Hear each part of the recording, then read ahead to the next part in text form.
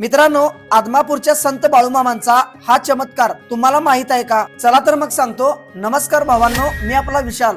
आज आलोय कोल्हापूर जिल्ह्यातील प्रति पंढरपूर आदमापूर या ठिकाणी. संत बाळूमामा यांचा जन्म कर्नाटकातील अक्कोळ या गावी झाला. संत बाळूमामा हे धनगर समाजातील गूढवादी संत होते. लोक त्यांना शिवाचा अवतार मानायचे.